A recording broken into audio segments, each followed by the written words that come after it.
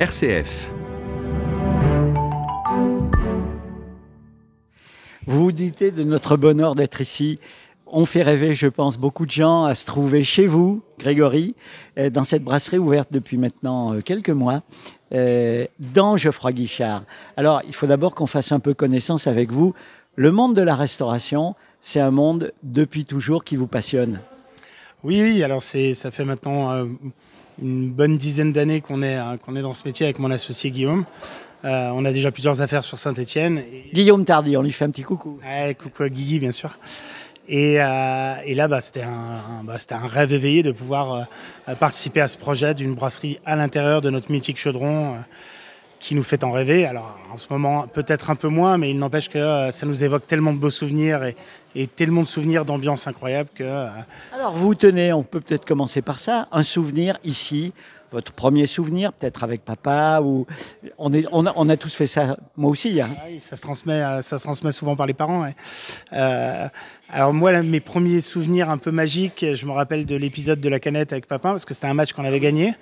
Oui. Nous étions, c'était le moment de la fête du livre, on était à une émission spéciale de la fête du livre, on suivait la fête du livre, mais aussi tout le monde regardait ses téléphones pour avoir des...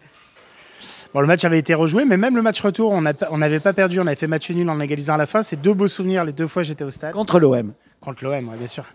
Avec Lubomir Moravchik, notre idole. Quelle belle aventure. Ouais. Alors, ce stade, bien sûr, il nous a tous fait rêver. Et puis, au moment où il a été agrandi en plusieurs fois, construit, il restait quand même un angle vide.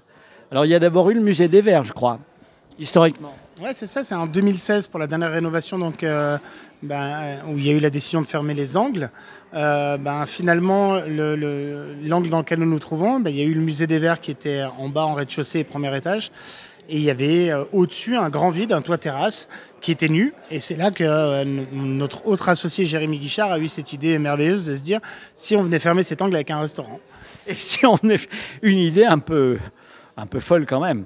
Parce que pour construire à l'intérieur de Geoffroy Guichard, c'est quand même une prouesse. L'idée, elle date de 2013. La réalisation réelle, c'est 2022. Donc en effet, il y avait beaucoup de complications pour réussir à mener ce projet. Mais il a été tenace et on y est arrivé. Voilà. Alors, chapeau peut-être aux équipes et aux architectes qui ont conçu et réalisé cette performance, parce qu'on se trouve dans un endroit, il y a à la fois la pelouse d'un côté, le stade, et de l'autre côté, la ville. C'est magnifique. Oui, on a deux vues. Alors, une vue un peu en hauteur qui nous donne sur le parking, mais où on voit des lieux assez chouettes. Moi, qui suis très attaché à la mine à Saint-Étienne. D'un côté, on voit les crassiers du Puy-Couriot. Et de l'autre côté, on voit le crassier de Méon à travers l'autre angle en face. Et moi, j'aime bien cette vue un peu urbaine qui nous rappelle un peu nos origines. Et évidemment, la vue magnifique sur le stade qui est le clou du spectacle, c'est sûr. Ouais.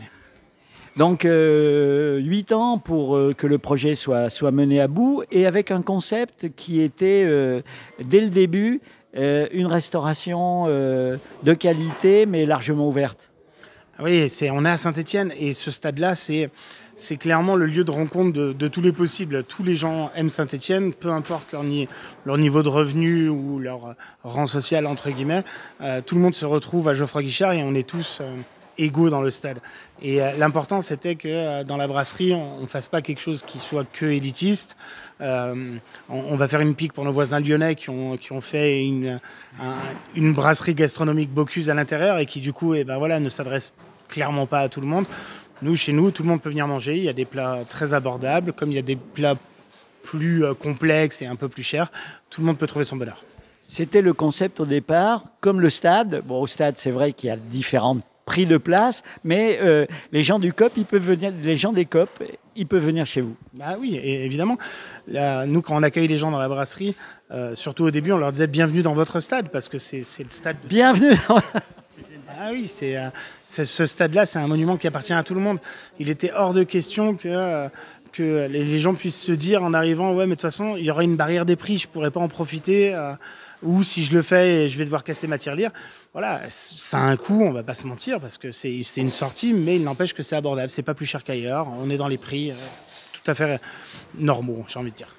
Alors, les premiers clients qui ont poussé la porte avec peut-être l'impression d'inaugurer. Vous avez dû avoir des réactions un peu étonnantes ou surprenantes, dites-nous, avec beaucoup d'émotion sans doute. Il y a eu beaucoup de gens, quand les premières fois qu'ils sont arrivés, en disant mais ça donne des frissons d'arriver dans ce lieu-là, avec la déco qui rend hommage très clairement à notre histoire. Derrière nous, le Sphinx. Oui. Il faut être digne parce qu'il regarde sa pelouse en permanence. Donc on se disait il va falloir que les joueurs soient dignes de notre Robbie, quoi. Et il y a plein de gens qui nous ont... Il y a la pipe de Rocher. Il y a Roger Rocher, bien sûr, qui est une de nos pop stars à nous et celui qui a fait que Saint-Etienne est connu maintenant dans toute l'Europe, quoi. C'est ces personnages-là qui nous ont donné ça, c'est une évidence. Et puis quand on entre, on a au-dessus de la tête une des fameuses voitures de la descente des Champs-Élysées. Elle est même immatriculée 75 et elle est verte. C'est le clin d'œil. Ah bah oui, on est la seule équipe qui a descendu les Champs-Élysées après une défaite. C'est assez incroyable et avec tellement de supporters sur les champs. Donc c'est une voiture mythique et c'était cool de lui rendre hommage aussi. Voilà, donc des réactions de gens avec des frissons.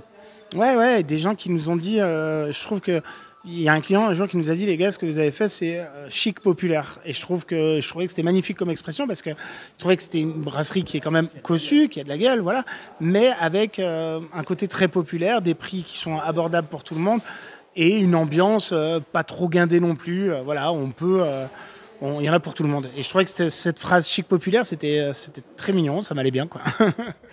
Alors, depuis quelques mois maintenant, vous avez pris votre vitesse de croisière. Il a fallu recruter aussi des collaborateurs. C'était une période pas simple, hein, parce que... Oh non, Et puis, les hausses, bon, on va pas s'apesantir autour de ça, mais le concept fonctionne. Vous avez l'impression d'avoir... Ça y est, pour les Stéphanois maintenant, ce lieu, il existe. C'est pas simple. Alors, il n'est pas encore connu de tout le monde, parce que ça fait que 3 mois qu'on est ouvert, mais en tout cas, tous les midis, on est quasi complet. Il faut vraiment réserver pour être sûr et certain de booker sa table. Et sur les soirs, les fins de semaine, c'est complet aussi. Donc, ça veut dire qu'il y a un attrait du lieu, on le savait, mais qu'il y a beaucoup de gens qui reviennent. Aussi dans la cuisine. Et dans la cuisine, bien sûr. On a une cuisine de qualité, on a un chef qui est très doué. Je pense que l'équipe de service a fait d'énormes progrès parce que, comme vous l'avez dit, c'était pas simple de recruter. Donc, il y a eu beaucoup de collaborateurs qui n'étaient pas du métier. Donc, au début, on a dû former tout le monde. Donc, il y a eu des petits couacs. Mais maintenant, on a trouvé un rythme de croisière et on a une équipe ultra dynamique. Ils sont adorables. Il faut venir les rencontrer, quoi. On va écouter, c'est ce qu'on va faire.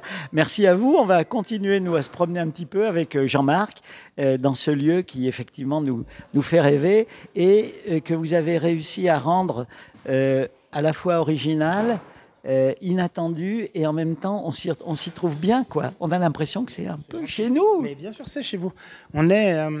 Ce stade appartient à tout le monde, donc il fallait que la brasserie, ce soit un peu de même. Et vous avez vu, on a des beaux hommages au passé, mais on voulait pas simplement que ce soit des photos ou une fresque très fidèle. L'idée, c'était de faire intervenir un artiste stéphanois et qui, à chaque fois, est venu magnifier. On voit par exemple Robert Herbin qui est magnifié avec une chevelure végétale. Alors, ça plaît beaucoup, mais ça peut ne pas plaire, on le conçoit, mais il n'empêche que c'était un clin d'œil de se dire... c'est pas le musée, les photos, elles sont en dessous. C'est ça. Chez nous, c'est une interprétation. Pierre Garonner est aussi une interprétation. Oui, c'était les trois, c'était le trio. Et Roger Rocher, qui est fait en portrait en pointillisme avec 1000 pipes pour lui rendre... C'est pas possible. Tous les petits points qu'on voit de loin et qui donnent ce côté pointilliste, c'est fait avec des vraies pipes et qui, pour rendre hommage à l'homme à la pipe, cet homme extraordinaire, quoi. Bien sûr. Écoutez, on pourrait rester avec vous encore bien longtemps. On va nous donner quelques images justement de ce lieu extraordinaire et puis on vous incite à venir. Alors vous êtes ouvert pratiquement constamment? On est ouvert 6 jours sur 7 pour l'instant, parce qu'on songe réellement à ouvrir les dimanches midi, on a beaucoup de demandes. 6 jours sur 7 tous les midis et les soirs à partir du mercredi pour l'instant, mercredi, jeudi, vendredi, samedi soir. Jérémy Guichard, quel bonheur de vous avoir avec nous dans ce lieu qui porte par certains côtés votre nom, Geoffroy Guichard, et l'aboutissement d'un projet qui est un projet de vie par certains côtés, puisque depuis 2013, vous avez mouillé le maillot, hein, comme on dit chez nous. Ça a été un peu laborieux, mais on y est arrivé. Et en effet, 9 ans de projet pour ce résultat-là. Et c'est nous qui sommes ravis de vous recevoir ici et de vous avoir avec nous. Alors ce projet, il est né comment? Parce que c'est une idée un peu folle. il y avait une cafétéria, mais en fait, ça ne ressemble à rien. Enfin, En fait, sur le lieu, le stade était en rénovation pour l'Euro 2016. Donc, c'est suite avec, d'un dîner ou déjeuner avec un de mes anciens associés, Michael Ploton, et Philippe Gastal, qui est l'historien de la SS. À l'étage en dessous. Exactement, qui était en train de lui de construire ce musée. Et Michael a eu l'idée de se dire, mais attends, Philippe, au-dessus de ton futur musée, il y a un toit terrasse, il n'y a rien. Il faudrait peut-être qu'on fasse quelque chose, et pourquoi pas une brasserie. Donc de là, Michael m'a appelé, et puis tout est parti de là. Donc juin 2013, et depuis, un peu d'eau a coulé sous les ponts, parce qu'il a fallu passer tous les problèmes techniques, architecturaux et administratifs pour en arriver là. Mais Et vous avez choisi donc d'installer cet établissement, mais ça ne ressemble à rien, si j'ose dire. C'est le seul endroit où un lieu comme ça peut exister. Eh bien, c'est un peu l'idée, l'objectif du dessin qu'on a fait de ce lieu, c'était d'être un lieu qui ait raison d'être que dans le stade. C'est-à-dire qu'on est vraiment à l'image de l'histoire de notre club, qu'on aime tous, mais c'était important que ce lieu définisse le stade et que ne soit pas quelque chose qu'on puisse mettre n'importe où, dans n'importe quel établissement ou local. Donc, à partir d'un plateau, finalement, vous avez inventé progressivement ces différents lieux, ces différents éléments de décoration, et on a l'impression que depuis septembre, ça bouge. Alors ça bouge en permanence, mais en effet, à la base, on est parti sur un constat, c'est-à-dire quels sont les éléments forts historiques et qui vont rassembler le peuple stéphanois, qui sont en fait l'épopée 70, pour être transparent. Donc on a pris plusieurs éléments de cette époque-là, de cette période-là, et d'ailleurs c'est ce qu'on a essayé de faire, c'est que certains points soient un peu cachés dans le décorum, et qu'en circulant, on arrive à découvrir des choses comme ça. Par exemple, la Garonnaire, le troisième du trio, il est là aussi. Il est arrivé un peu plus tard. Garonnet n'était pas là à l'ouverture, mais on l'a posé, je crois, au mois de décembre. Et il y a d'autres éléments qui arrivent aussi au fur et à mesure du temps, de décoration qui vont se placer un peu de partout.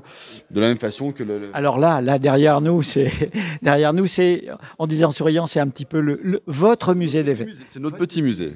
Alors, je fais la liste. Kurkovic, Janvion, Farison, Rachid Mekloufi, Rocheteau, Loïc Perrin, Piazza, Rep, Moravgic, Platini, Aubameyang, bien sûr, Hervé Révelli, Salif Keïta. Toutes les époques, toutes les générations sont là depuis Rachid Mekloufi, plus ancien. Oui, on essaye de pas se figer qu'à une période. Il y a eu une grande décennie qui a fait parler beaucoup des Verts. Aujourd'hui, on ne s'arrête pas à ça. Enfin, le stade existe depuis 1931.